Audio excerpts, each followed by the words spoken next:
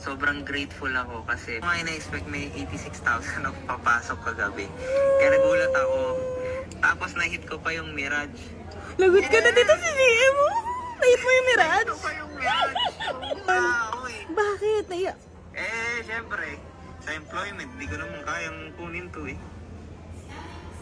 Bakit? Dati, 20,000 lang income ko. Ngayon, sahod ng pampiloto na to eh. More! Accumulated mo, be? 318 po, isang buwan. Grabe.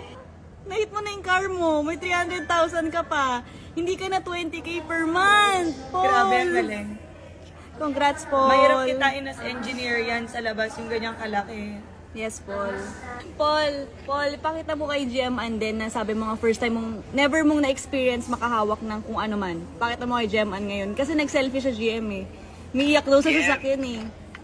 Dati, yung sahod ko po, tumutulas lang yung yung sahod ko sa bills, pambayad ng utang. Tapos, eto, hawak-hawak ko ngayon. Grabe.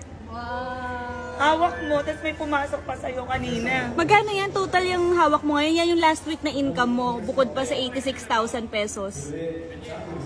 254, coach. Paul, huwag ka magbabago ah. Maglalaki ulo, Paul. Let's go, Yes po, Paul. coach. Yes po, GM. Thank you po, maraming God bless salamat. ha, Paul. Tanda mo to lagi, hindi nakakaya umiyak. Konti lang tayong pogi na umiiyak na. Yan talaga eh. Diba? Lalo nagiging pogi yung mga taong umiiyak. Diba? Hindi na uso bad boy ngayon. Padalas ko ito, GM. Dalasan mo para masalo kang pumogi. Kaya, Kailan na income niya all ngayon? blessings sa wala.